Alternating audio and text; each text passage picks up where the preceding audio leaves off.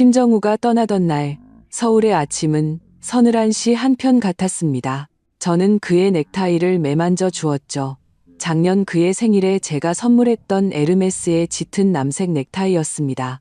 그는 제 허리를 감싸 안고 이마에 입을 맞췄습니다. 익숙한 시더우드 향수와 씁쓸한 이별의 감정이 뒤섞인 그의 숨결. 진아야, 도착하면 바로 전화할게. 그의 목소리는 언제나처럼 부드럽고 다정해서 사람의 마음을 편안하게 만드는 힘이 있었죠. 호주 지사는 이제 막 시작하는 단계라 정신이 없을 거야. 지난 5년간 정말 고생 많았어. 저는 그의 코트깃을 바로잡아주며 미소 지었습니다. 고생은요. 당신 사업이 더 중요하죠. 집은 내가 있으니 걱정 말아요. 우리가 결혼한 지 8년. 아무것도 없던 시절부터 시작해 한강이 내려다 보이는 이 트리마제 아파트에 살기까지 그는 밖의 일을, 저는 아내 일을 맡아왔습니다. 3년 전 가정을 더 잘 돌보고 그의 창업을 돕기 위해 저는 유망한 건축 설계사라는 직업을 미련 없이 내려놓았죠. 친구들은 모두 저를 바보라고 했지만 저는 사랑하는 남자를 위해 기꺼이 그림자를 자처하는 것이 행복이라 믿었습니다. 세상에서 제일 마음에 걸리는 건 당신이야. 심정우는 저를 꽉 껴안았습니다. 마치 저를 자신의 뼛속에 새기려는 듯이. 몸 잘 챙기고 너무 무리하지 마. 저는 그의 등을 토닥이며 눈시울이 뜨거워지는 것을 꾹 참았습니다. 알았어요. 이제 그만 가요. 비행기 놓치겠어요. 그는 저를 놓아주고는 한참 동안 깊은 눈으로 저를 바라보았습니다. 한때 저를 그토록 빠져들게 했던 그의 눈동자에는 아쉬움과 애정이 가득했죠. 그는 현관 옆에 놓아두었던 캐리어를 끌고 몇 번이고 뒤를 돌아보며 엘리베이터에 탔습니다. 문이 닫히고 애틋했던 그의 마지막 눈빛도 사라졌습니다. 저는 현관에 서서 미소를 유지한 채 엘리베이터가 내려가는 소리가 완전히 사라지고 나서야 천천히 눈을 감았습니다. 텅 빈 거실에는 그의 시더우드 향과 끝없는 정적만이 남았습니다. 호주에서의 5년, 무겁고도 아득한 약속이 제 마음을 짓눌렀습니다. 다음 날, 저는 오랫동안 기다려온 국제 건축 디자인 비엔날레에 참석하기 위해 수원으로 차를 몰았습니다. 회사를 그만둔 후 몇 안 되는 제 개인적인 외출이었죠. 심정우는 늘 저를 응원했습니다. 전업주부가 되었더라도 세상과 단절되어서는 안 된다면서요. 수원은 서울에서 1시간 거리. 보슬비가 내리는 고즈넉한 도시는 몽환적인 얇은 막에 덮여 있었습니다. 전시센터 지하 주차장에 차를 세우고 막 내리려던 순간 눈꼬리에 익숙한 차 한 대가 들어왔습니다. 검은색 포르쉐 카이엔. 차량 번호판의 끝자리는 520. 우리의 결혼기념일이었죠. 그건 심정우의 차였습니다. 심장이 쿵 하고 내려앉았습니다. 어떻게 된 일이지? 그는 어제 오전에 비행기를 탔고 지금쯤이면 7시간의 시차를 견디며 호주 땅에서 정신없는 업무를 시작해야 하는데 잘못 봤을 거야. 서울에는 고급 차가 널렸고 비슷한 번호판도 많으니까. 스스로를 다독였지만 제 발걸음은 귀신에 홀린 듯 그 자리에 멈춰 섰습니다. 차가운 기둥 그림자 뒤에 숨어서자 불길한 예감이 등골을 타고 오르기 시작했습니다. 몇 분 후 카이엔의 운전석 문이 열렸습니다. 차에서 내린 사람은 제 혈액을 순식간에 얼어붙게 만들었습니다. 심정우였습니다. 그는 어제 떠날 때 입었던 비즈니스 정장이 아닌 옅은 회색의 캐시미어 스웨터를 입고 있었습니다. 한결 편안하고 부드러워 보이는 모습이었죠. 그는 조수석으로 돌아가 문을 열고 젊은 여자를 조심스럽게 부축해 내렸습니다. 24살쯤 되어 보이는 여자. 긴 머리에 청순한 이목구비, 헐렁한 인부복을 입고 있었지만 불룩 솟아오른 배는 숨길 수 없었습니다. 적어도 6, 7개월은 되어 보였죠. 여자가 심정우를 보며 무언가 말하자 애교 섞인 웃음을 터뜨렸습니다. 심정우는 손을 뻗어 너무나 자연스럽게 바람에 흩날린 여자의 머리카락을 정리해 주었습니다. 그 손길은 꿀이라도 떨어질 듯 다정했습니다. 손발이 차갑게 식어 차 키를 늘 힘조차 없었습니다. 머릿속은 하얗게 비었고 세상의 모든 소리가 멀어지며 귀에서 윙윙거리는 이명만이 들려왔습니다. 그들은 나란히 엘리베이터로 걸어갔습니다. 심정우의 손은 시종일관 여자의 허리를 감싸고 있었죠. 너무나 익숙한 보호의 자세. 한때 저 역시 그의 그런 보살핌을 받았었습니다. 저는 영혼 없는 인형처럼 10여 미터의 거리를 두고 그들의 뒤를 따랐습니다. 그들이 엘리베이터에 오르자 붉은 숫자가 위로 올라가 3층에 멈추는 것을 보았습니다. 엘리베이터 옆 층별 안내판으로 다가가 멍하니 3층을 찾았습니다. 3층 전체는 단 하나의 기관이 사용하고 있었습니다. 알리엘 국제산부인과 이란 장난 미리찌는 만보. 세상이 빙글빙글 돌며 저를 삼킬 듯 했습니다. 차가운 벽을 짚고서야 겨우 몸을 가눌 수 있었습니다. 속이 울렁거리며 미친 듯이 헛구역질이 나왔습니다. 옆에 있던 쓰레기통으로 달려갔지만 아무것도 토해낼 수 없었습니다. 그저 눈물만이 속절없이 흘러내렸습니다. 얼마나 그 자리에 서 있었을까요? 주머니 속 휴대폰이 진동했습니다. 심정우에게서 온 카카오톡 메시지였습니다. 자기야, 방금 도착했어. 시드니 날씨 좋네. 호텔에서 시차 적응 좀 하고 쉴게. 걱정 말고, 사랑해. 메시지 아래에는 사진 한 장이 첨부되어 있었습니다. 창밖으로는 푸른 하늘과 흰 구름, 멀리 시드니 오페라 하우스의 옆모습이 보였습니다. 테이블 위에는 커피 한 잔과 영문 서적이 놓여 있었죠. 그가 공들여 만든 평온한 거짓말처럼 만약 30분 전 제가 그가 배부른 여자를 부축하고 산부인과로 들어가는 것을 직접 보지 않았다면 저는 아마 바로 답장을 보냈을 겁니다. 푹 쉬어요. 나도 사랑해라고. 하지만 지금 화면 위의 모든 글자는 독이 묻은 바늘이 되어 제 심장을 무참히 찔러댔습니다. 눈물을 닦고 주차장을 나왔습니다. 기대했던 전시회는 가지 않았습니다. 저는 산부인과 맞은편 카페의 창가 자리에 앉았습니다. 병원 정문이 잘 보이는 곳이었죠. 가장 쓴 아메리카노를 시켰지만 잔을 든 손이 심하게 떨려 커피가 손등에 쏟아졌습니다. 뜨거운 통증이 순간 저를 현실로 돌려놓았습니다. 휴대폰을 꺼내 항공사 공식 앱을 열었습니다.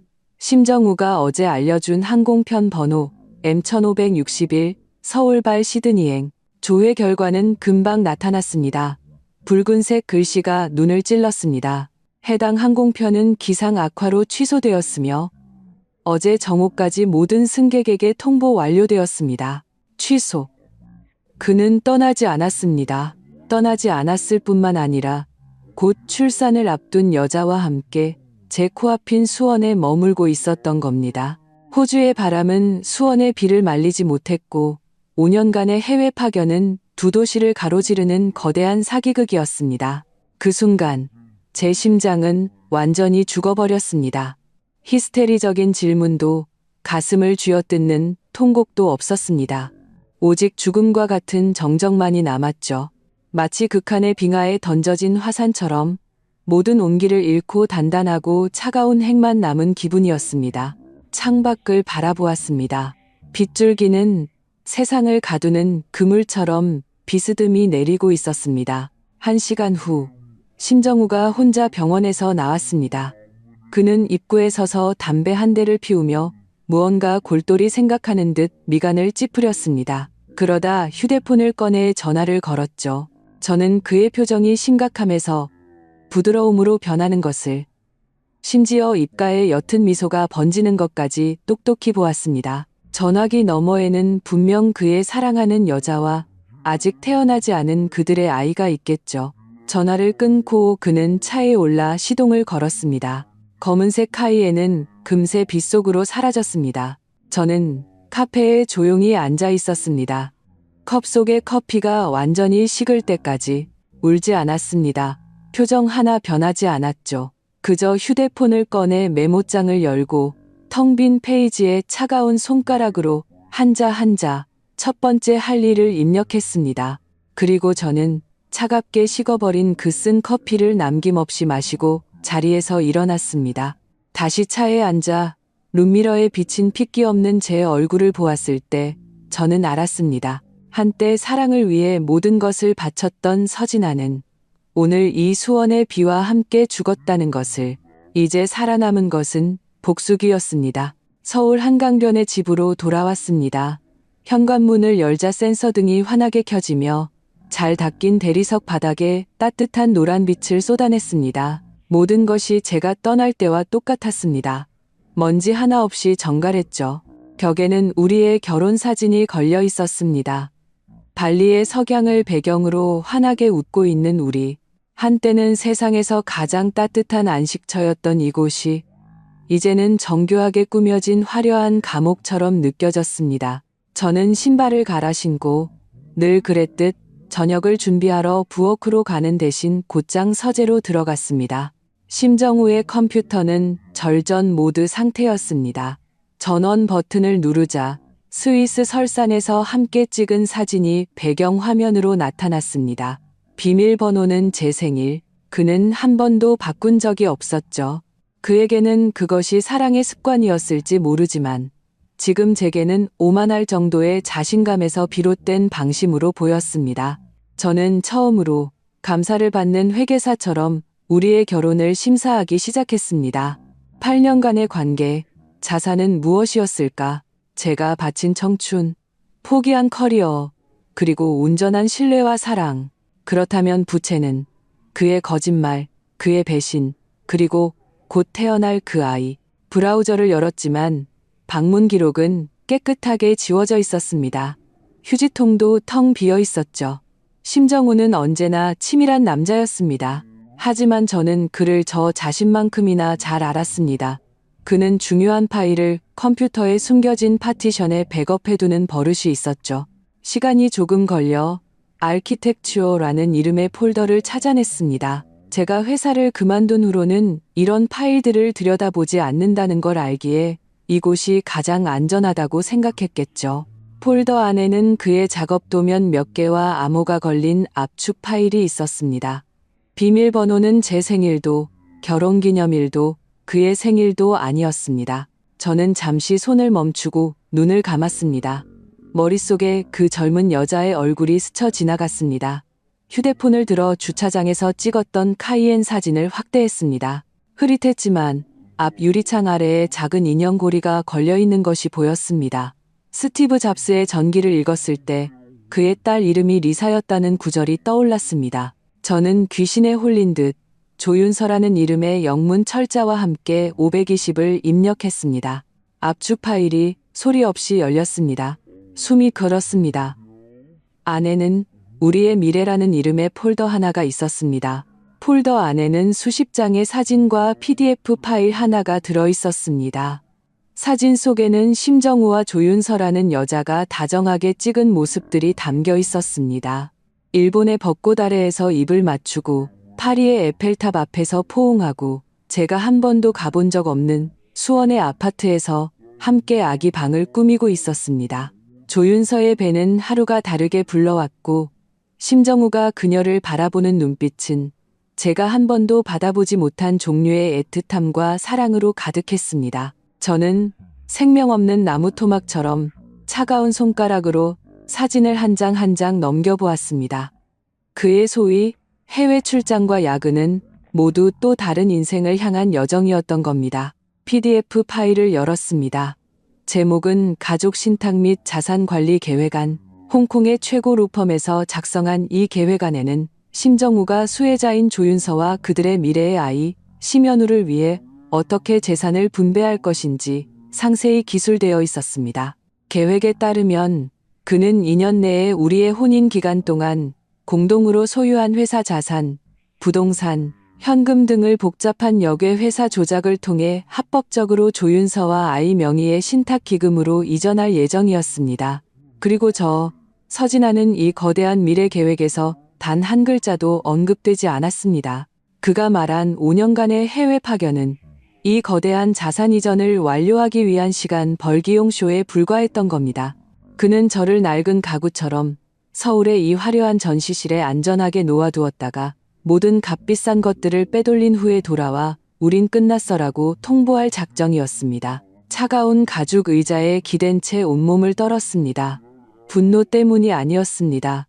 뼛속까지 스며드는 한기 때문이었죠. 대학 시절 풋풋한 연인에서 오늘의 비즈니스 엘리트가 되기까지 12년을 사랑한 남자. 저는 그의 무명 시절을 함께했고 창업의 어려움을 같이 견뎠습니다.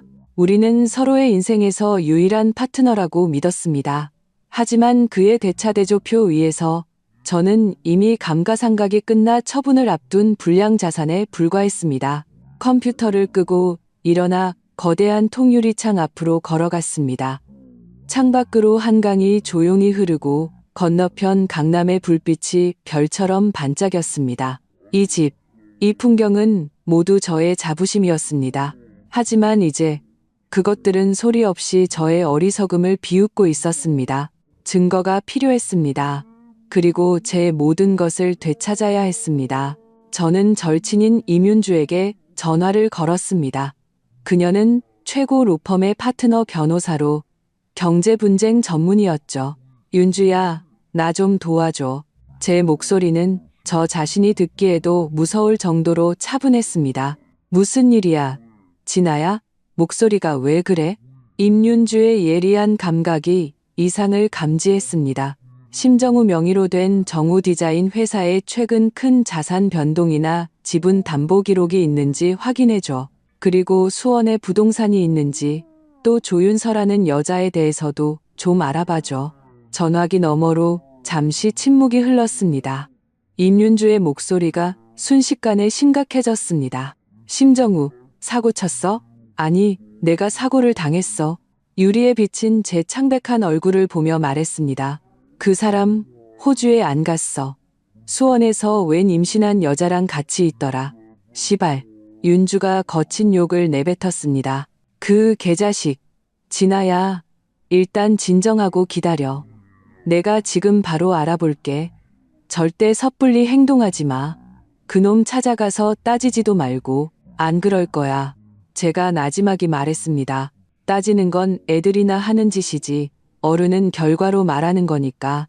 전화를 끊고 서재를 뒤지기 시작했습니다. 곧 금고에서 정우 디자인의 회사 정관과 지분 관련 서류를 찾아냈습니다. 회사는 우리가 결혼한 후에 설립되었고 법인 대표는 심정우였지만 등록 주소지는 제 명의의 혼전 아파트로 되어 있었습니다. 당시 그의 창업 대출 한도를 높여주기 위해 제가 그 집을 담보로 제공했었죠. 정관상으로는 저와 그가 각각 50%의 지분을 가지고 있었지만 실제 경영이나 재무, 인사에는 전혀 관여하지 않았습니다. 저는 그를 믿었으니까요. 조건 없이. 30분 후 임윤주에게서 전화가 왔습니다. 목소리는 다급하고 분노에 차 있었죠. 진아야, 찾았어. 심정우 그 새끼. 한 달 전에 수원에 등록한 유령 회사랑 기술 이전 계약을 맺었어. 회사 명의로 된 가장 가치 있는 건축 디자인 특허 몇 개를 헐값에 넘겼더라. 인수회사의 법인 대표가 바로 조윤서야. 그리고 그 허위 계약서로 은행에서 5억 원의 사업 자금 대출까지 받았어. 돈은 이미 수원 회사 계좌로 들어갔고 심장이 차갑게 가라앉았습니다. 수원 부동산은 한강이 보이는 200평짜리 최고급 아파트, 전액 현금으로 조윤서 명의로 등기되어 있어. 반년 전에 모든 것이 오래전부터 계획된 일이었습니다. 그가 우리가 함께 이룬 부로 다른 여자와 그녀의 아이를 위한 사랑의 보금자리를 만들고 있었던 겁니다. 진아야, 지금 당장 재산보전 신청해서 회사 계좌부터 동결해야 해. 안 그럼 돈 다 빼돌리고 나면 늦어. 윤주는 발을 동동 굴렀습니다. 아니, 저는 손에 든 지분 서류를 보았습니다. 대담하고도 냉정한 계획이 머릿속에 그려졌습니다. 윤주야, 난 다른 걸 좀 부탁해야겠어. 부부 재산 약정서랑 지분 무상 증여 계약서 초안 좀 만들어줘. 뭐? 너 지금 뭐 하려는 거야? 윤주가 경악했습니다. 그 인간이 제 발로 회사 전체를 나한테 갖다 바치게 만들 거야. 그날 밤 저는 호주에 있는 심정우에게서 첫 전화를 받았습니다. 휴대폰 화면에 익숙한 번호와 함께 +60 60이라는 국제 번호가 찍혔습니다. 저는 그 숫자를 보며 차가운 미소를 지었습니다. 그는 정말이지 가상의 해외 번호까지 준비할 정도로 치밀한 사람이었습니다. 저는 심호흡을 하고 감정을 조절한 뒤 전화를 받았습니다. 목소리에는 적당한 피로감과 그리움을 담았죠. 여보세요. 정우 씨? 진아야, 나야.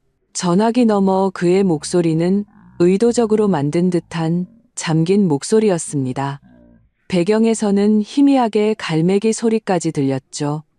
인터넷에서 다운받은 효과음이 분명했습니다. 방금 회의 끝났어.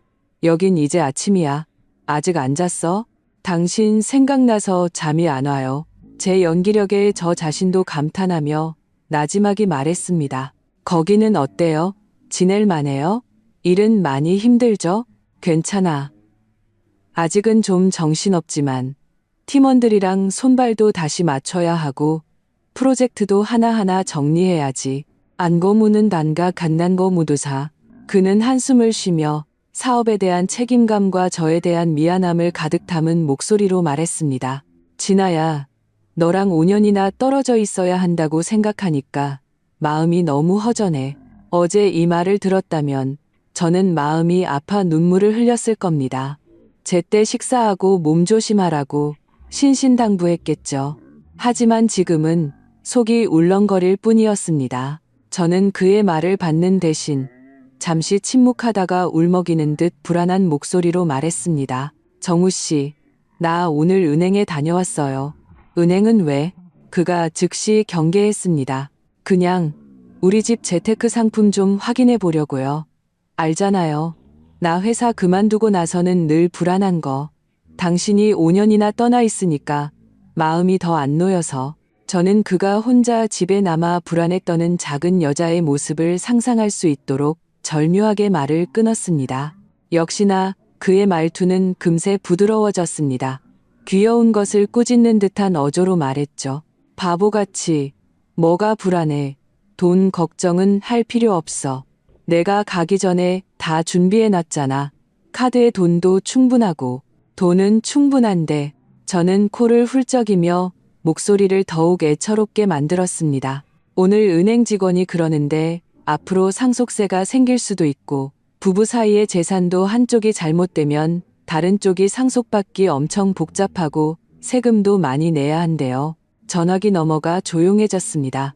저는 돈이라는 단어가 그의 가장 민감한 신경을 건드린다는 것을 알았습니다. 정우 씨, 내가 괜한 소리 하는 게 아니라 그냥 무서워서 그래요. 저는 무력하고 의존적인 목소리로 말을 이었습니다. 당신 혼자 그렇게 먼 곳에 있는데 만에 하나 무슨 일이라도 생기면 우리 회사는 어떻게 해요? 우리 집은요? 나 같은 여자는 아무것도 모르는데 분명 다른 사람들한테 당할 거예요. 쓸데없는 생각하지 마. 그래서 그가 낮은 목소리로 저를 위로했지만 그의 목소리에서 망설임이 느껴졌습니다. 제 말은 자부심 강하고 의심 많은 그의 성격을 정확히 파고들었습니다. 그는 자산 통제권을 무엇보다 중요하게 생각하는 사람이었죠. 설령 그가 호주에 있더라도 자신의 통제를 벗어나는 일은 절대 용납하지 않을 겁니다. 정우 씨, 저는 기회를 놓치지 않고 상의하듯 순진하고 아양 떠는 말투로 말했습니다. 내 변호사 친구 윤주도 그러는데 우리 같은 경우에는 부부 재산 약정을 해서 회사 지분을 한 사람 명의로 모아두는 게 좋대요. 그래야 나중에 무슨 일이 생겨도 절차가 간단하고 세금도 최대한 줄일 수 있다고요. 그러면서 내 명의로 해두는 게 제일 좋다고 하더라고요. 나는 전업주부라 개인 부채도 없고 자산 구조가 제일 깨끗하니까 저는 일부러 임윤주를 언급했습니다. 심정우는 그녀가 영리한 변호사라는 것을 알았기 때문에 그녀의 제안이라면 합리성이 크게 높아질 것이기 때문이었죠. 당신 명의로? 심정우의 목소리에는 감추기 힘든 경계심이 묻어났습니다. 네, 생각해봐요. 당신은 밖에서 일하다가 사업 분쟁이나 채무 문제가 생길 수도 있잖아요. 지분이 내 명의로 되어 있으면 그게 방화벽 역할을 하는 거죠. 회사는 여전히 당신 거고 사장님도 당신이고요. 나는 그냥 우리 재산을 지키기 위해 잠시 맡아두는 거예요. 윤주가 이걸 위험 분산이라고 하더라고요. 부자들은 다 이렇게 한대요. 저는 그가 경영대학원에서 배운 용어들을 즉석에서 활용했습니다. 그는 제가 비즈니스는 모르고 감성만 아는 여자라고 생각했기 때문에 제 입에서 이런 전문 용어가 나오는 것은 그저 임윤주의 말을 앵무새처럼 따라하는 것으로 여길 것이라고 확신했습니다. 전화기 너머로 또다시 긴 침묵이 흘렀습니다. 저는 그가 지금 머릿속으로 빠르게 득실을 따지고 있을 모습을 상상할 수 있었습니다. 지분을 제게 넘기는 것, 그에게 위험 부담은 무엇일까? 그가 보기엔 거의 없었을 겁니다. 저는 3년간 그가 기른 금사빠에 불과했고 수입도 사회적 관계도 없이 전적으로 그에게 의존해 살고 있었으니까요. 설령 지분이 제 명의로 되어 있더라도 회사의 실질적인 통제권은 여전히 그에게 있었고 저는 아무것도 할 수 없다고 생각했겠죠. 그렇다면 이점은 제가 말한 대로 위험 분산. 만약 그의 유령 회사가 문제를 일으키더라도 핵심 자산인 정우 디자인은 안전할 수 있었습니다. 더 중요한 것은 이것이 저를 안심시키고 남겨진 아내인 제가 엄청난 안정감을 얻어 앞으로 5년간 서울에서 얌전히 그를 기다리게 할 것이라는 점이었죠. 그에게는 이보다 더 확실한 남는 장사는 없었습니다. 정말 그렇게 생각해? 마침내 그가 입을 열었습니다. 그의 목소리에는 제 깊은 뜻에 감동한 듯한 뉘앙스가 섞여 있었습니다. 물론이죠. 내가 하는 모든 건 다 당신이랑 우리 집을 위해서예요. 당신만 잘 되면 난 그걸로 좋아요. 그는 결심을 굳혔습니다. 진아야, 고맙다. 내가 나보다 생각이 더 깊네. 그럼 그렇게 하자. 임윤주 변호사한테 서류 준비하라고 해. 내가 서명해서 보내줄게. 저는 기쁨과 감사가 넘치는 목소리로 대답했습니다. 정우 씨, 정말 고마워요. 아, 그리고 법적으로 더 확실하게 하려면 윤주가 공증도 받아야 한대요. 이번 지분 이전이 부부 내부의 자산 계획이고 대가 없는 증여라는 걸 증명해야 한다고요. 문제없어. 다 네가 하자는 대로 할게. 그는 완전히 경계심을 풀고 예전에 다정한 목소리로 돌아왔습니다.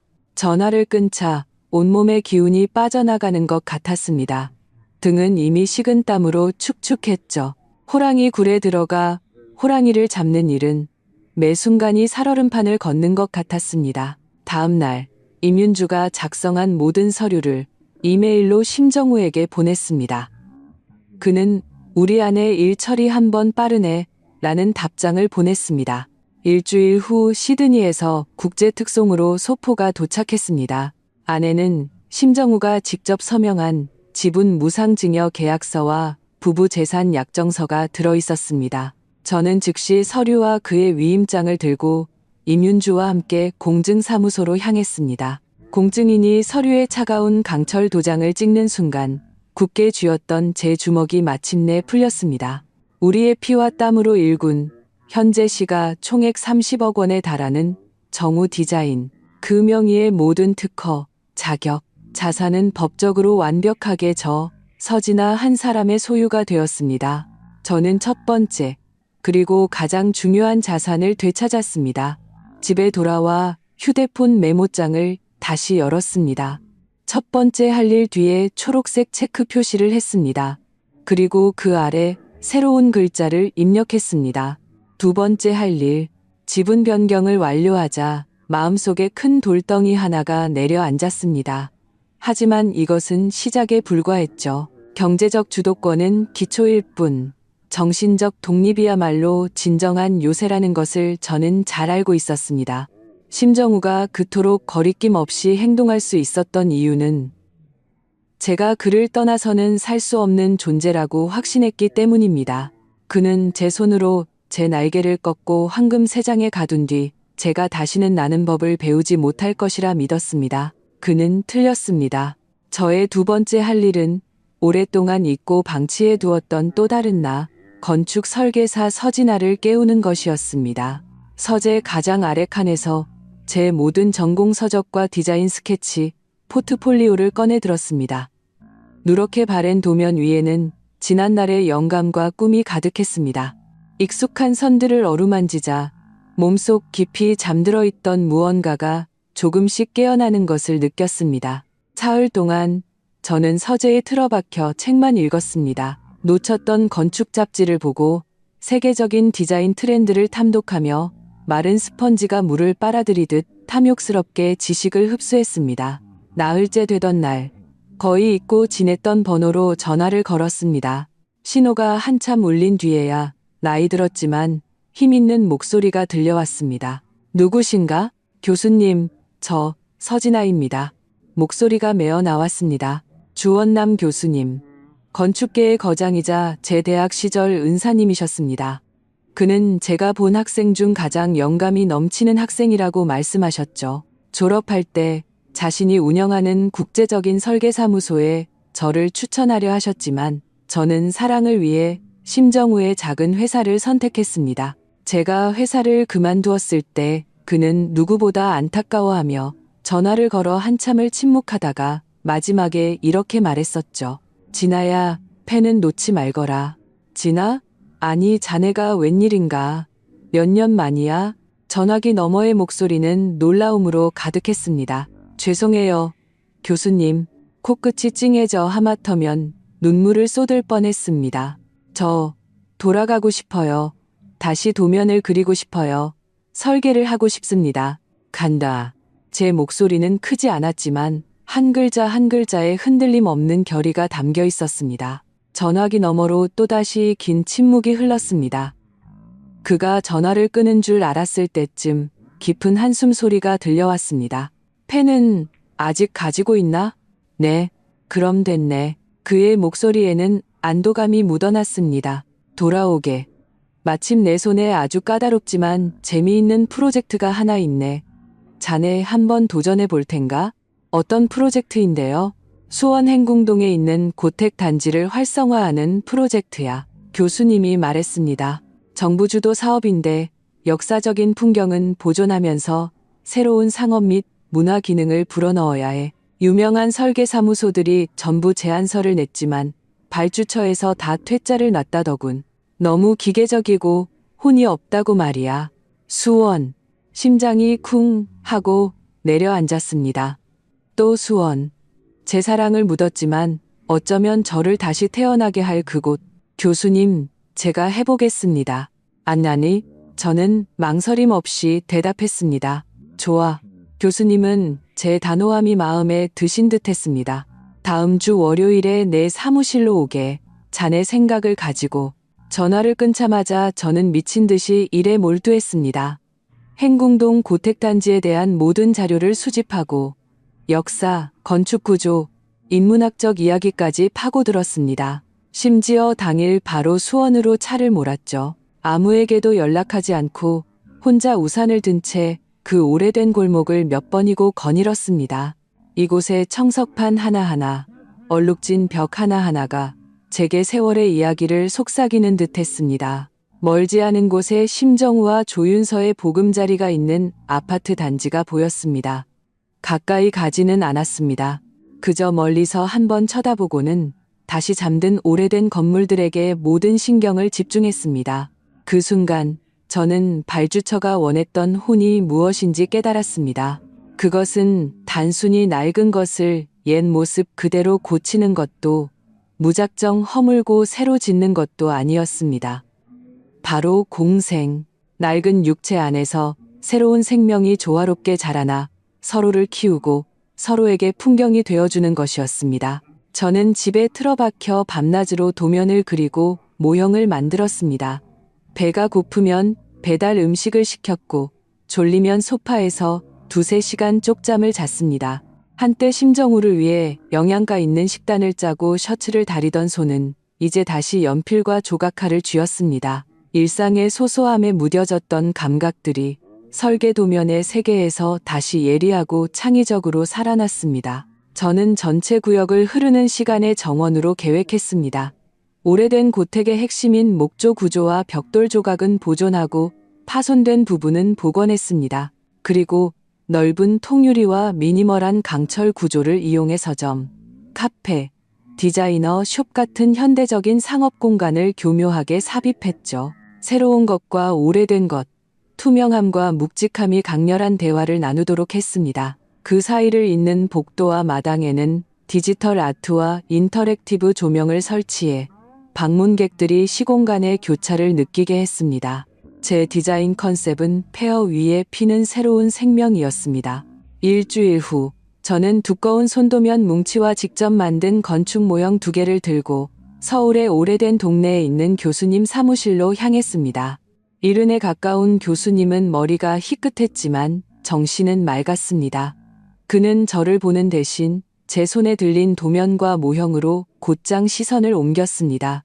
아주 천천히, 그리고 꼼꼼하게 살펴보았죠. 때로는 고개를 끄덕이고 때로는 미간을 찌푸렸습니다. 사무실은 그가 도면을 넘기는 소리만이 들릴 정도로 조용했습니다. 한참 후에야 그는 고개를 들어 돋보기를 벗고 저를 보았습니다. 지난 5년 헛되이 보내지는 않았구나. 그가 천천히 말했습니다. 그의 눈빛에는 제가 한 번도 본 적 없는 복잡한 감정이 담겨 있었습니다. 칭찬, 안타까움, 그리고 안도감. 자네 디자인에는 5년 전에는 없던 것이 생겼어. 그게 무엇인가요? 제가 조심스럽게 물었습니다. 아픔. 그는 단호하게 말했습니다. 무너지고 부서져 본 사람만이 폐허 위에서 진정으로 생명력 있는 것을 다시 지어 올릴 줄 알지.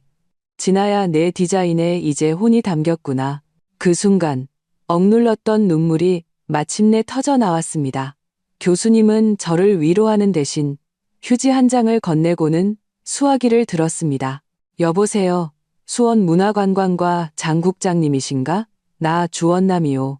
행궁동 프로젝트 말인데 내가 설계사 1명 추천하겠소. 아니, 내가 아니라 내 제자요. 그래. 다음 주에 제안 발표회를 잡아도 좋을 거요. 행궁동 프로젝트 입찰을 따냈다는 소식은 잔잔한 호수에 던져진 돌멩이처럼 서울 건축계에 작지 않은 파문을 일으켰습니다. 사람들은 갑자기 나타난 서진아라는 설계사가 도대체 누구인지 궁금해했죠. 저를 기억하는 옛 동료와 친구들에게서 축하 메시지가 쏟아졌습니다. 저는 쉬는 동안 재충전하고 다시 일하기로 했다고만 답했습니다. 제 가정, 제 남편에 대해서는 한마디도 하지 않았습니다. 심정우도 당연히 이 소식을 들었습니다. 그에게서 전화가 왔을 때 저는 수원 프로젝트 현장에서 안전모를 쓰고 시공팀과 전통 목조 구조인 장부맞춤 복원 방안을 논의하고 있었습니다. 진아야, 수원에서 프로젝트 맡았다며? 그의 목소리에는 놀라움과 함께 감추기 힘든 불안감이 섞여 있었습니다. 네, 교수님이 소개해 주셨어요. 저는 어깨에 휴대폰을 낀 채 도면에 무언가를 표시하며 아무렇지 않은 목소리로 답했습니다. 그냥 작은 프로젝트예요. 집에만 있으면 심심하니까 소일거리라도 하려고요. 저는 제게 큰 의미가 있는 이 프로젝트를 마치 지루함을 달래기 위한 부잣집 사모님의 취미 활동처럼 가볍게 말했습니다. 수원이라. 그가 말을 길게 끌었습니다. 서울에서 가깝긴 하지만 왔다 갔다 하려면 너무 힘들지 않겠어? 괜찮아요. 차로 1시간밖에 안 걸리고 매일 갈 필요도 없으니까요. 대부분 집에서 작업하면 돼요. 저는 그의 떠보는 듯한 말을 피해 밝은 목소리로 화제를 돌렸습니다. 마침 당신은 호주에 있고 나는 수원에 있으니 우리 둘 다 각자 사업을 위해 열심히 사는 셈이네요. 그것도 그렇네. 그는 제 말에 설득당한 듯 긴장을 풀고 웃음소리를 냈습니다. 필요한 거 있으면 언제든 말해. 나도 이 업계에 아는 사람 좀 있으니까. 알았어요. 역시 우리 남편이 최고야. 저는 꿀이 떨어지는 목소리로 답하고는 재빨리 다른 이야기로 넘어갔습니다. 참 지난번에 시드니 오페라 하우스 근처에 새로 생긴 레스토랑 맛있다면서요? 이 프로젝트 끝나면 바로 날아갈게요. 어때요? 좋아. 그가 바로 대답했습니다. 목소리에는 기대감이 가득했죠. 기다리고 있을게. 전화를 끊자 제 얼굴에서 미소가 사라졌습니다. 공사 현장은 흙먼지가 날리고 햇빛이 눈부셨습니다. 저는 눈을 가늘게 뜨고 멀리 세워지고 있는 비계를 바라보았습니다. 소리 없는 전쟁의 서막이 올랐습니다. 그와 동시에 조윤서의 SNS 활동이 활발해지기 시작했습니다. 그녀는 절대 심정우의 정면 사진을 올리지는 않았지만 은근슬쩍 자신의 행복한 생활을 드러냈죠. 오늘은 정성껏 차린 저녁 식사 사진과 함께 고된 하루 끝에 드디어 둘만의 시간이라는 글을 올렸습니다. 사진 구석에는 남자의 손이 보였는데 그 손목에는 제가 심정우에게 선물했던 파텍 필립 시계가 채워져 있었죠. 내일은 아기 침대 사진과 함께 예비 아빠가 직접 조립해준 첫 선물, 사랑이 가득해라는 글을 올렸습니다. 그 아기 침대는 심정우가 예전에 우리에게 아이가 생기면 꼭 사주겠다고 했던 바로 그 독일 브랜드였습니다. 모레는 수원 한강변의 야경 사진과 함께 그들의 아파트 위치를 태그하고 당신만 곁에 있으면 어디든 집이야라는 글을 올렸습니다. 이런 게시물들은 우리의 공통된 친구 목록을 통해 제게 정확히 날아와 박히는 바늘과 같았습니다. 몇몇 친구들이 조심스럽게 묻기 시작했습니다. 진아야, 정우 씨 요즘 무슨 일 있어? 저는 이것이 조윤서의 시위이자 심정우의 암묵적인 동의라는 것을 알았습니다. 그들은 호주에 있는 남편과 수원에 있는 내연녀라는 애매한 조합이 저 같은 깊은 규방의 원부를 혼란에 빠뜨릴 것이라고 생각했겠죠. 울고불고 따지거나 우울증에 걸리거나. 하지만 그들은 계산을 잘못했습니다. 친구들의 걱정에 저는 해명도 분노도 하지 않았습니다. 그저 제 SNS에 행궁동 프로젝트 현장에서 찍은 사진 한 장을 올렸습니다. 작업복을 입고 안전모를 쓴 채 얼굴에는 흙먼지가 조금 묻었지만 환하게 웃으며 밝게 빛나는 눈빛을 한 제 사진이었습니다.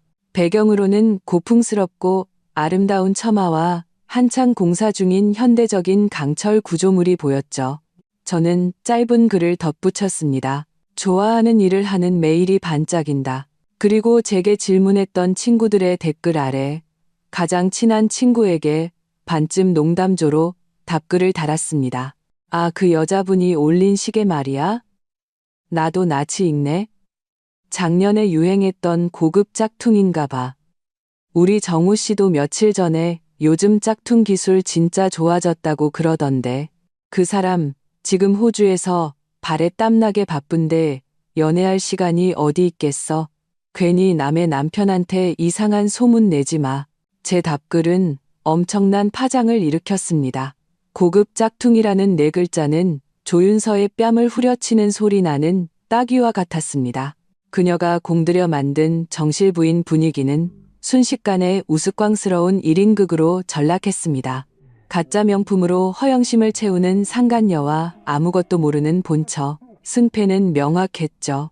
곧 조윤서는 암시적인 글들을 모두 삭제했습니다. 친구들은 더 이상 제게 아무것도 묻지 않았고 제 현장 사진에 좋아요를 누르며 역시 서진아, 이라는 여자가 제일 멋져 라는 댓글을 달았습니다. 이 소리 없는 전쟁에서 저는 가볍게 승리했습니다. 심정우도 이 광경을 보았겠죠. 그는 이틀간 침묵하다가 제게 메시지를 보냈습니다. 자기야, 요즘 기분 안 좋은 일 있어. 너무 무리하지 마. 프로젝트는 천천히 해. 건강이 최고야. 그는 조윤서나 SNS에 대해서는 한마디도 하지 않고 늘 그랬듯 다정한 말투로 제 태도를 떠보았습니다.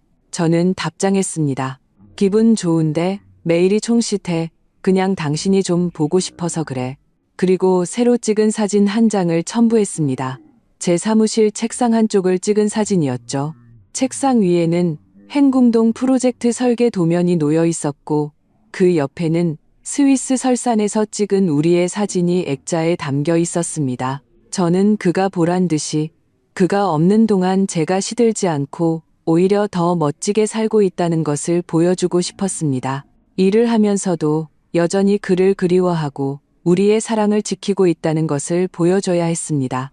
그래야만 그가 안심하고 저에 대한 경계를 완전히 풀고 제가 세 번째 할 일을 완료할 충분한 시간과 공간을 벌 수 있을 테니까요. 행궁동 활성화 프로젝트는 놀라울 정도로 순조롭게 진행되었습니다. 제 신고 공생 디자인 컨셉은 발주처와 전문가 그룹으로부터 만장일치로 호평을 받았고 수원시는 이 프로젝트를 문화 랜드마크의 모범 사례로 홍보하기 시작했습니다. 언론 보도가 쏟아졌고 서진아라는 이름은 이제 업계 사람들뿐만 아니라 대중에게도 알려지기 시작했습니다. 저는 여러 건축 잡지 및 경제 매체와 인터뷰를 하며 디자인 철학과 전통 문화 보존에 대한 제 생각을 이야기했습니다.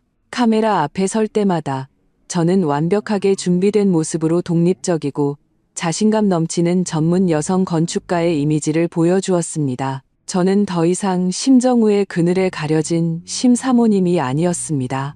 저는 서진아 그 자체였습니다. 프로젝트가 진행됨에 따라 저는 자연스럽게 수원에 제 건축 설계 사무소를 설립했습니다. 사무실은 행궁동 프로젝트 구역 내 리모델링이 끝난 2층짜리 작은 건물에 자리 잡았죠. 창문을 열면 작은 다리와 시냇물, 그리고 오가는 관광객들이 보였습니다. 주원남 교수님은 자신의 수석 팀원을 제게 보내주셨고 좋은 고객들도 많이 소개해 주셨습니다. 제 사업은 상상 이상의 속도로 궤도에 올랐습니다. 첫 설계비가 입금되었을 때 은행 계좌에 찍힌 긴 숫자를 보며 저는 큰 흥분보다는 오랜만에 느끼는 안정감을 느꼈습니다. 이것은 제 능력으로 당당하게 번 돈이었습니다. 심정우가 주던 생활비처럼 동정과 사육의 의미가 담긴 돈이 아니었죠. 이 돈은 저의 가치, 저의 존엄성, 그리고 제 인생의 주도권을 되찾았다는 증표였습니다. 저는 이 돈으로 세 번째 할 일을 실행하기 시작했습니다. 어느 주말 오후, 저는 서울 최대 부동산 중개업소의 에이스 중개인과 한강변 제 집에서 만났습니다. 사모님, 이 댁은 위치, 구조, 인테리어, 뭐 하나 빠지는 게 없는 최상급 매물입니다.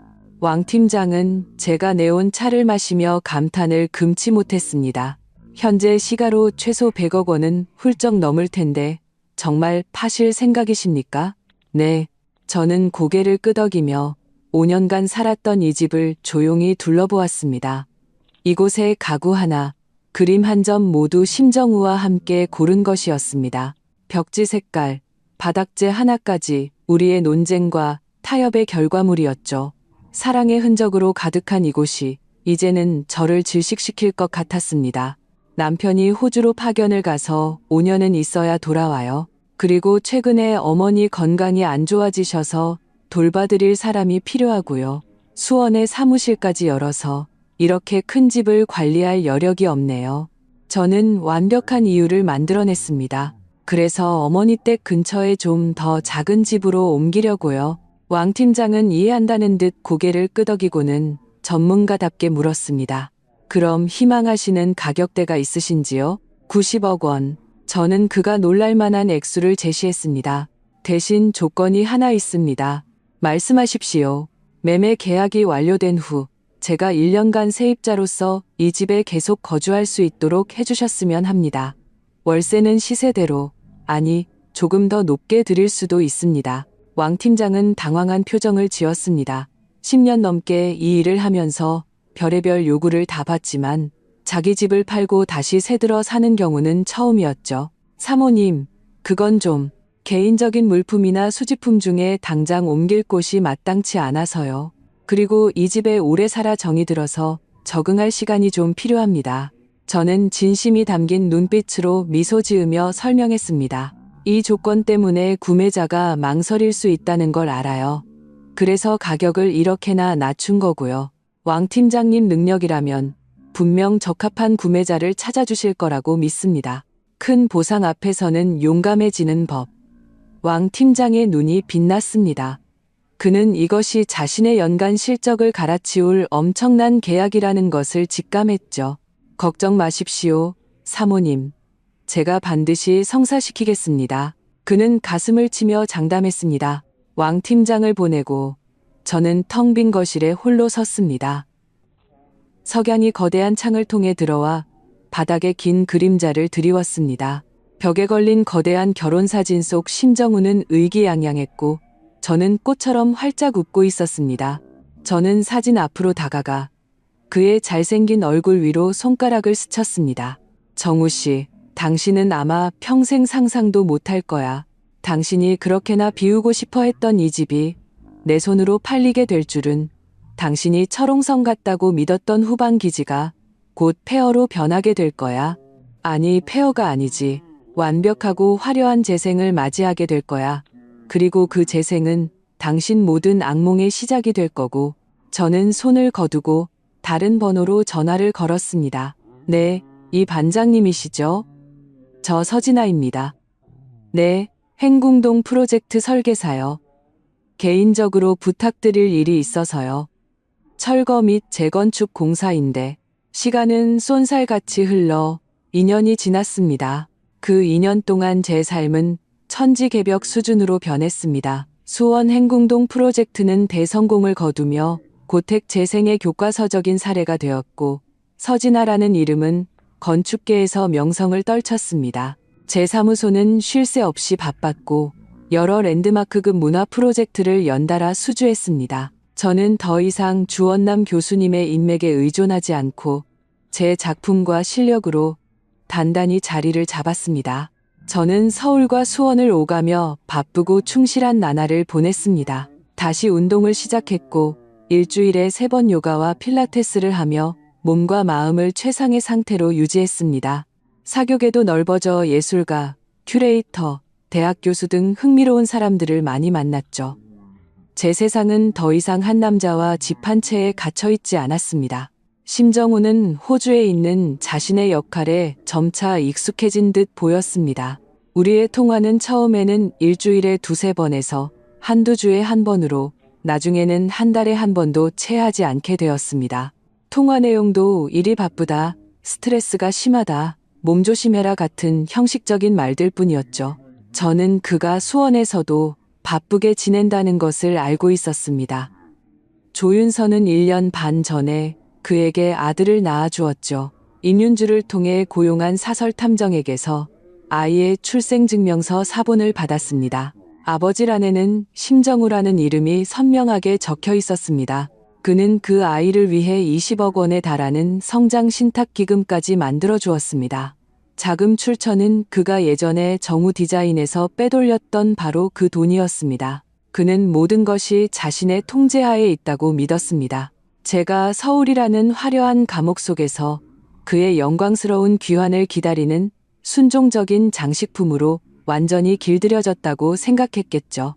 그의 가끔씩 오는 전화와 송금은 애완동물에게 던져주는 사료처럼 저를 감사하게 만들기에 충분하다고 여겼을 겁니다. 그는 몰랐습니다. 그가 공들여 지은 세계의 기반이 이미 저에 의해 조용히 파헤쳐지고 있다는 것을. 한강변의 트리마제 아파트는 1년 반 전에 이미 성공적으로 매각되었습니다. 왕 팀장은 정말 유능했죠. 자녀의 신혼집을 구하던 해외 거주 자산가를 찾아냈고 그는 제 1년 임대 조건도 흔쾌히 수락했습니다. 매매 대금 90억 원은 제 개인 계좌로 일시불 입금되었습니다. 이 거액의 돈은 제 다음 계획을 실행할 가장 든든한 버팀목이 되었습니다. 임대기간이 시작된 지 2달째 되던 날, 저는 이 반장님의 시공팀을 불렀습니다. 거대한 굴착기가 한때 집이라 불렸던 곳으로 들어와 첫 번째 벽을 무너뜨릴 때 저는 길 건너편 카페에서 그 광경을 조용히 지켜보고 있었습니다. 마음이 아프거나 아쉽지 않았습니다. 오히려 이상한 해방감이 느껴졌죠. 무너진 것은 철근 콘크리트가 아니라 8년간 저를 처참했던 거짓과 기만으로 지어진 감옥 같았으니까요. 이웃들은 제가 내부 리모델링을 하는 줄로만 알았습니다. 제가 수백억 원짜리 호화주택을 평지로 만들고 있다는 것은 아무도 상상하지 못했죠.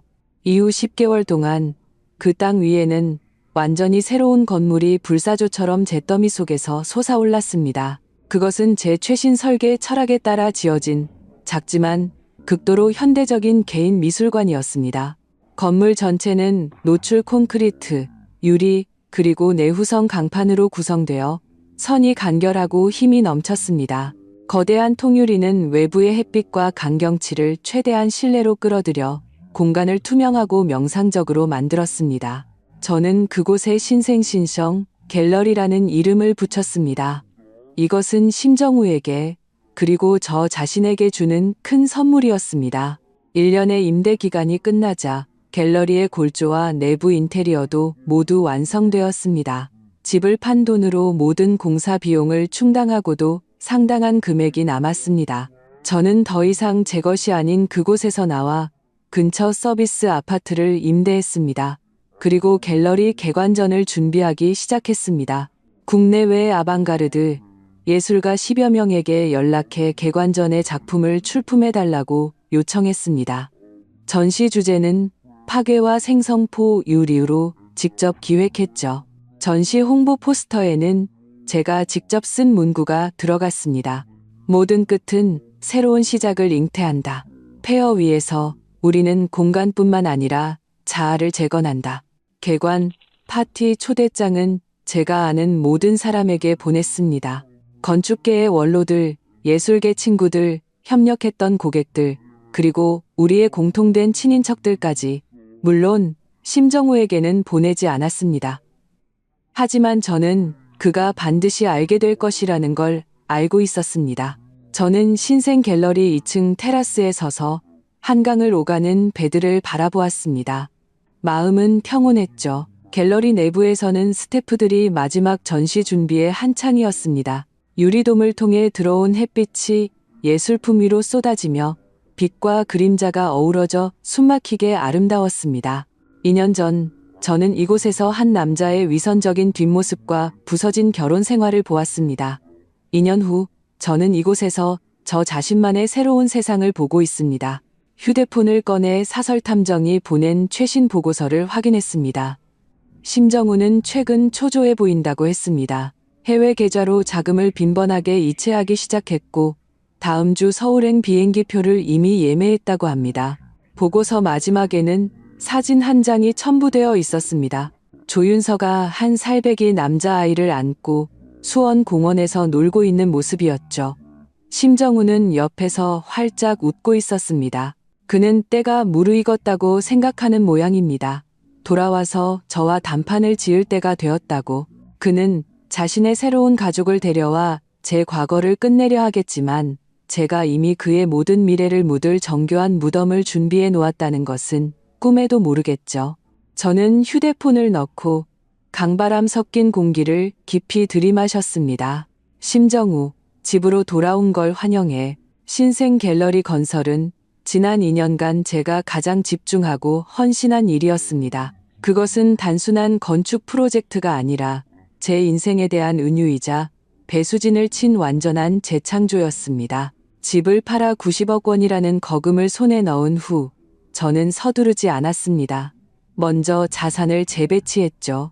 일부는 안정적인 우량주와 펀드에 투자하고 나머지는 임륜주를 통해 해외 신탁을 설정하여 미래에 어떤 일이 닥치더라도 제 삶의 기반이 흔들리지 않도록 했습니다. 모든 준비를 마친 후에야 남은 자금을 모두 갤러리 건설에 쏟아부었습니다. 이 반장님의 시공팀은 행궁동 프로젝트 때 함께 일했던 팀이라 제 기발한 디자인에 익숙했습니다. 하지만 제가 한강변 호화주택을 허물고 갤러리를 짓겠다는 도면을 내밀었을 때 산전수전 다 겪은 이 반장님조차 혀를 내둘렀습니다. 사모님, 이거 진짜로 하시는 겁니까? 그는 도면과 저를 번갈아 보며 믿을 수 없다는 표정을 지었습니다. 이 집 철거 비용만 해도 장난 아닐 텐데 거기다 새로 짓기까지 하면 돈이 대체 얼마가 드는 겁니까? 돈은 문제 없어요.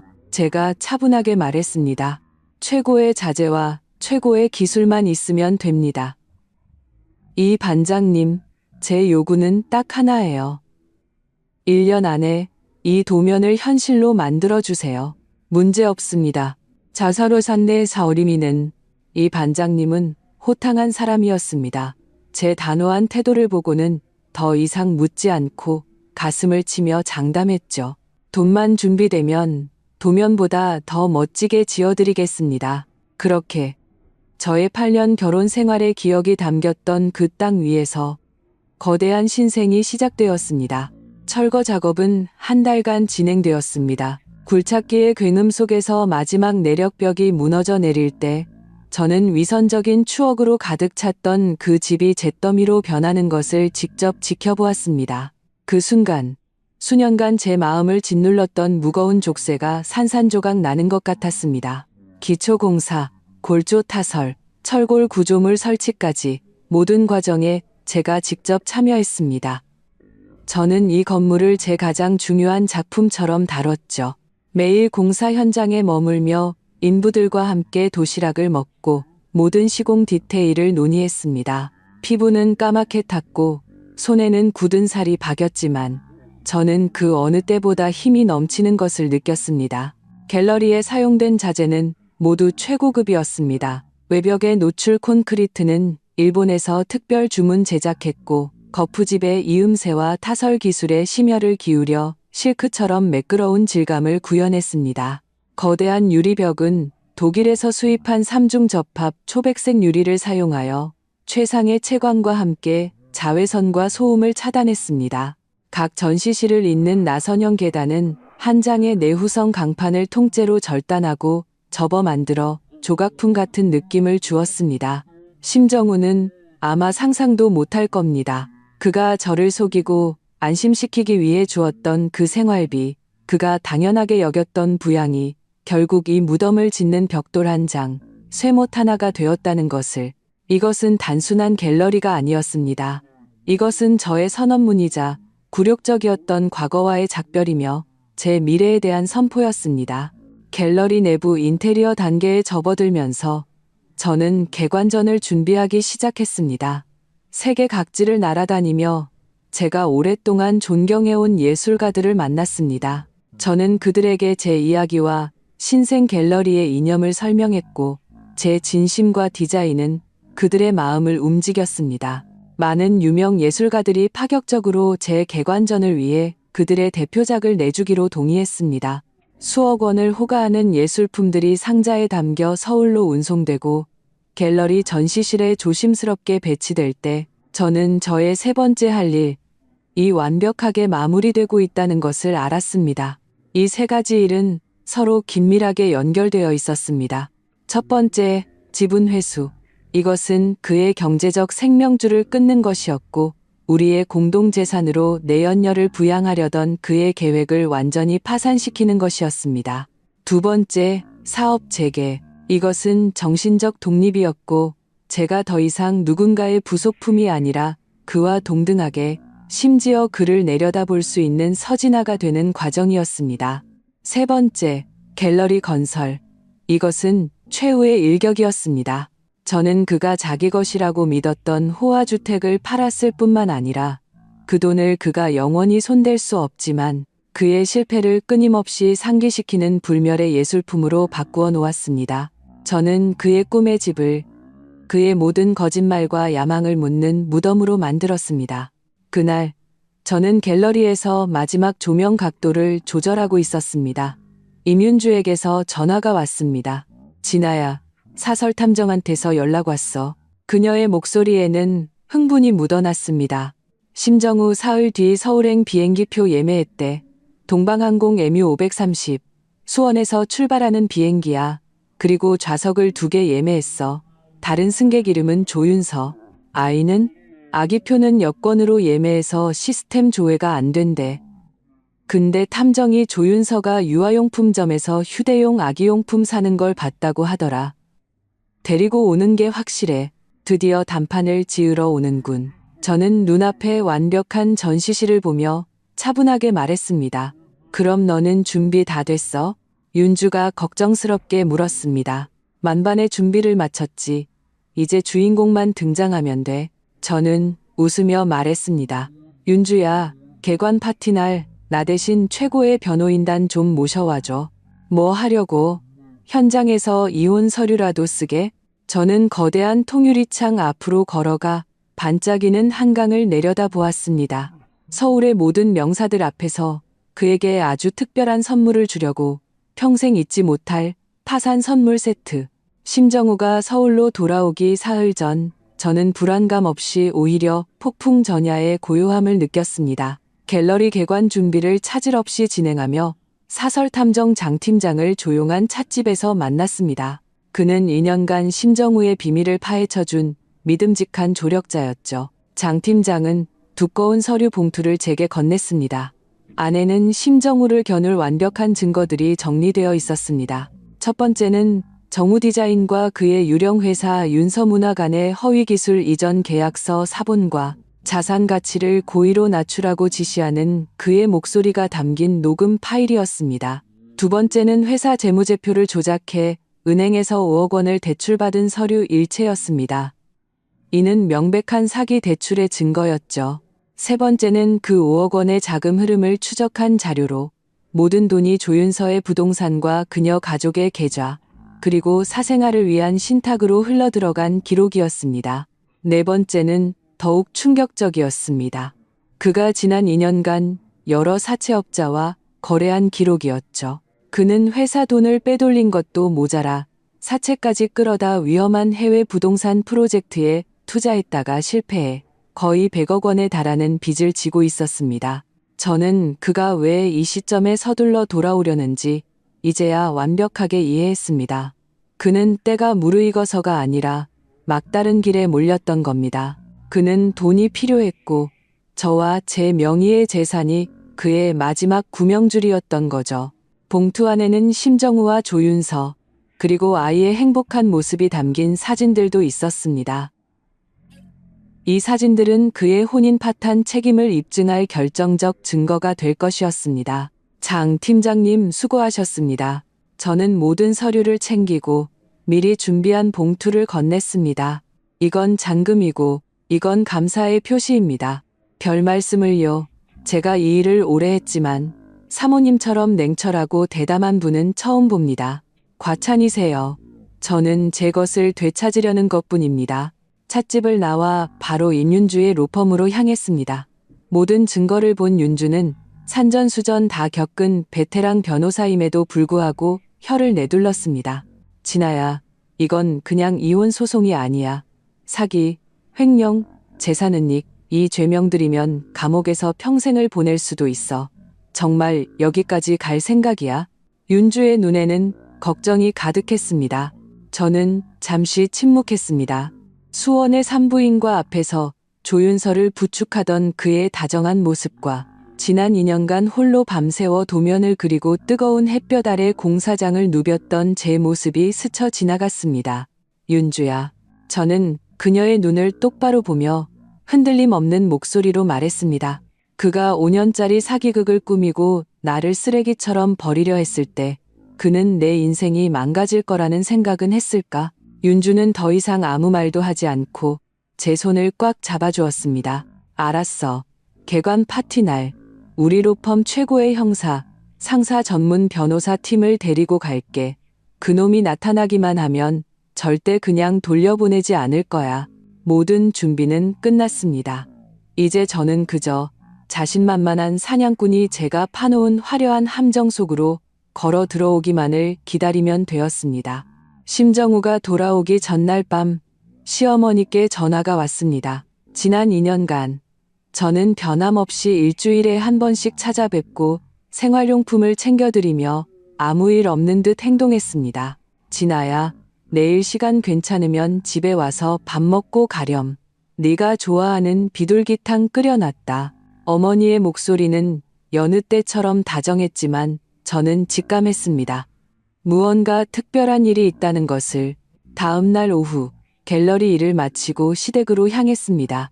집안에는 구수한 탕 냄새가 가득했고 거실 탁자 위에는 새 앨범 하나가 놓여 있었습니다.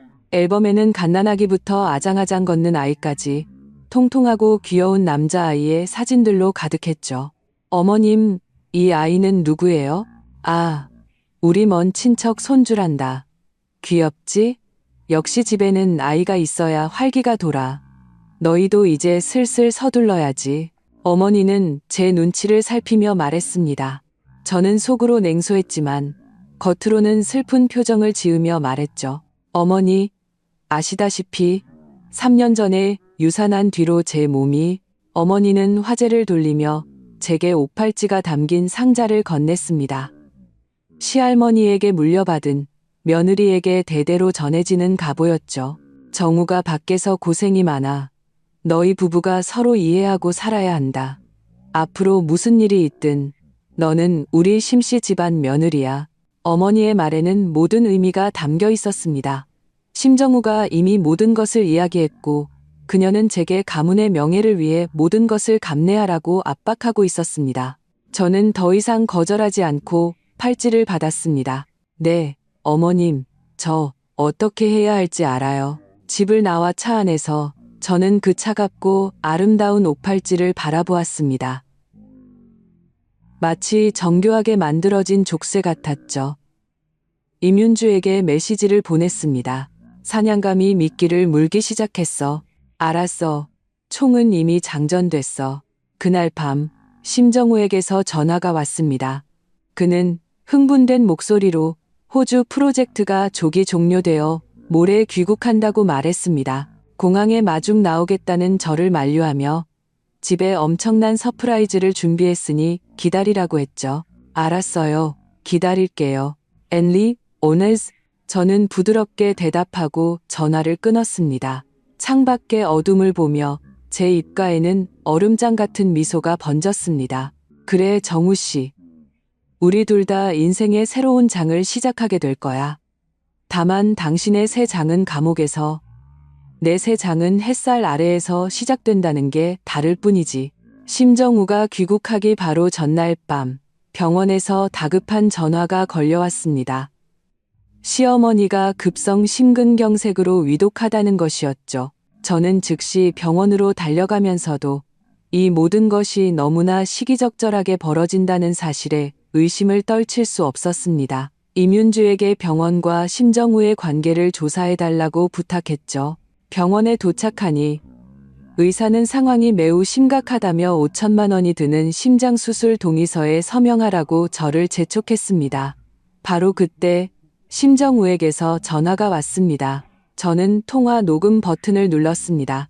그는 울먹이는 목소리로 자기가 지금 당장 날아갈 수 없어 미치겠다며 제발 돈을 먼저 내고 어머니를 살려달라고 애원했습니다. 나중에 2배로 갚겠다며 우리 심씨 집안이 모두 저에게 달렸다고 감정에 호소했죠.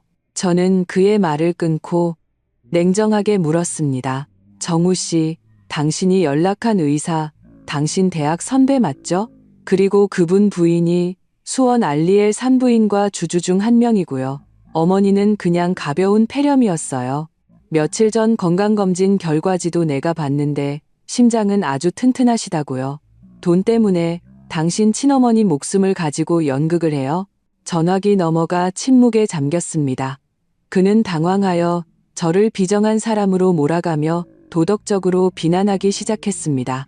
저는 수술실 문을 살짝 열었습니다. 안에서는 의사들이 마네킹을 상대로 긴박한 수술 연기를 하고 있었고 시어머니는 옆 관찰실에서 영양제를 맞으며 편안하게 TV를 보고 계셨습니다.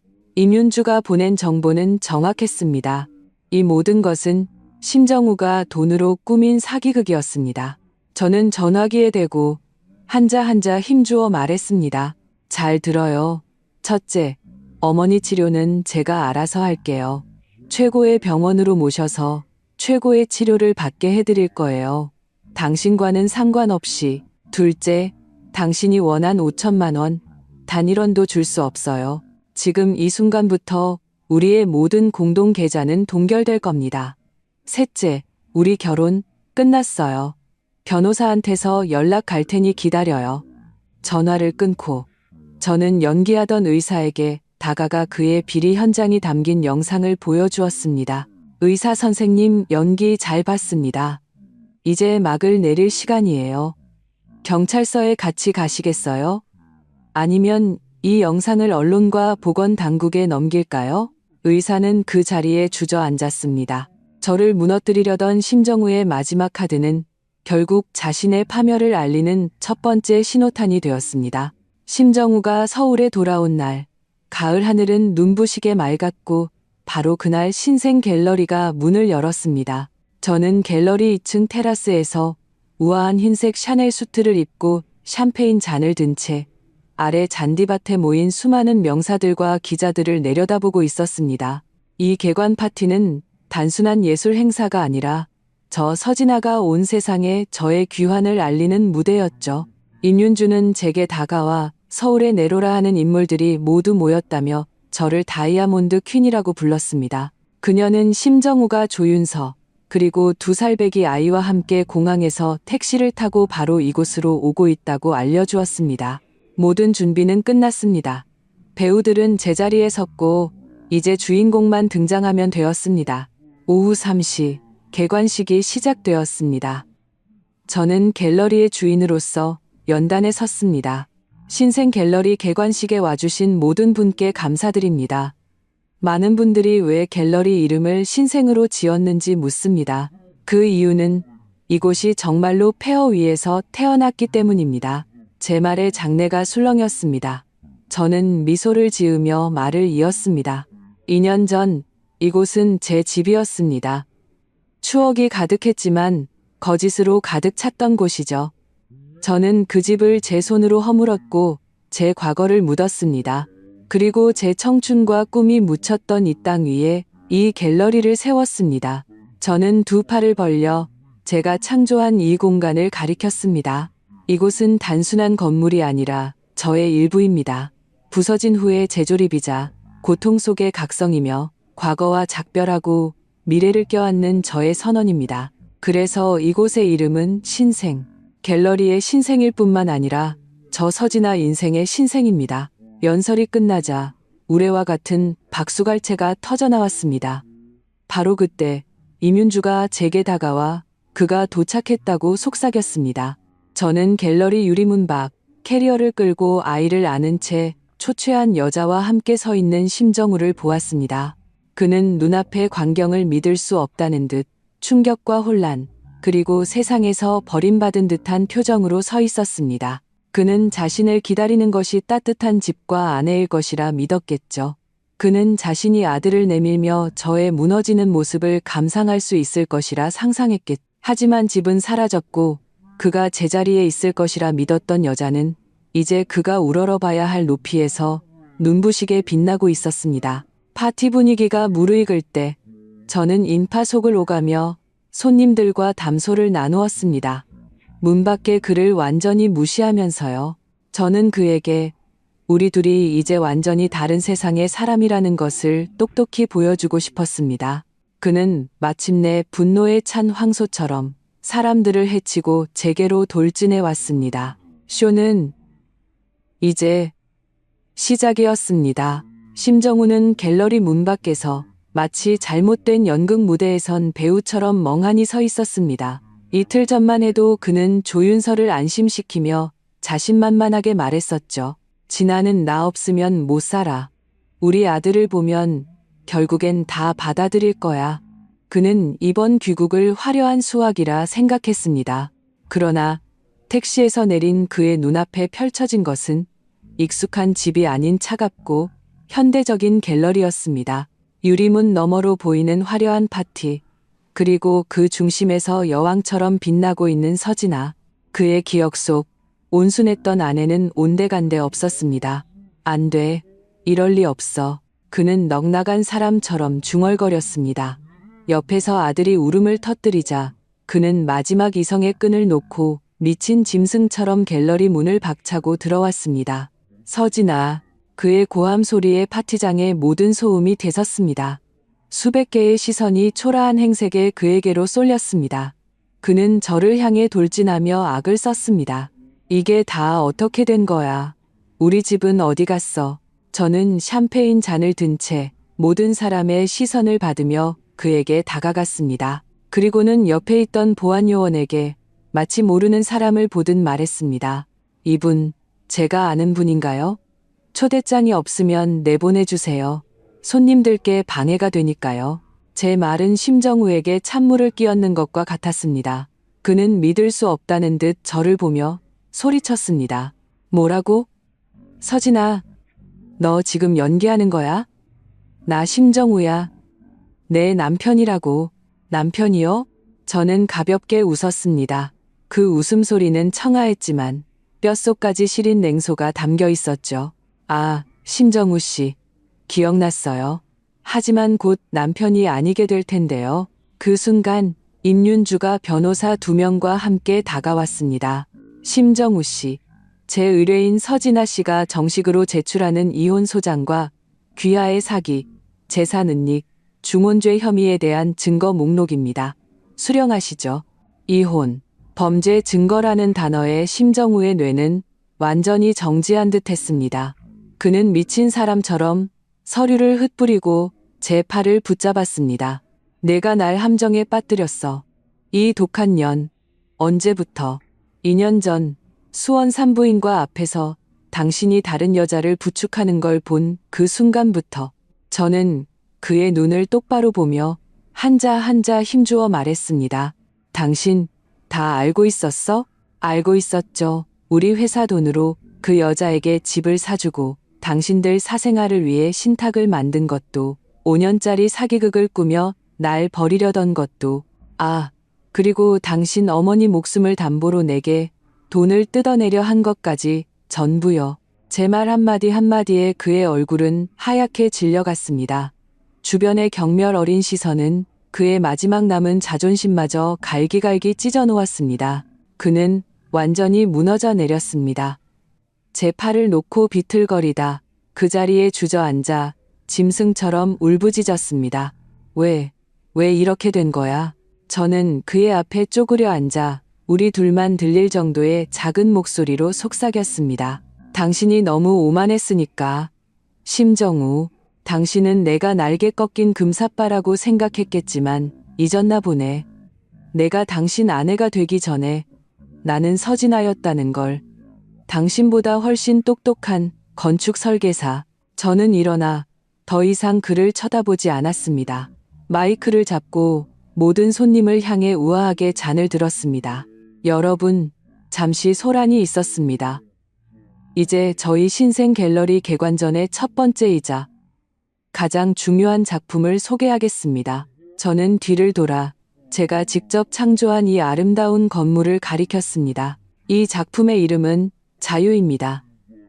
여러분을 위해 그리고 저의 지나간 결혼과 되찾은 새로운 인생을 위해 건배. 저는 잔 속에 샴페인을 단숨에 들이켰고 장내에는 다시 한번 우레와 같은 박수갈채가 쏟아졌습니다. 그 박수 소리 속에서 심정우는 세상에서 완전히 버려진 비참한 패배자였습니다. 그날 이후 모든 것은 순리대로 진행되었습니다. 심정우는 제가 제출한 명백한 증거들 앞에 속수무책이었습니다.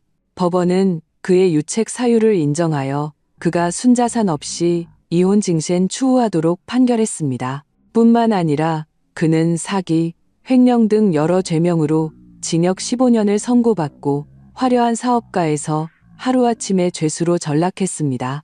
조윤선은 모든 진실을 알게 된 후 제게 사과 편지 한 통을 남기고 아들과 함께 조용히 고향으로 돌아갔습니다. 편지에는 자신도 심정우에게 속았으며 아이를 올바르게 키우겠다는 내용이 담겨 있었습니다.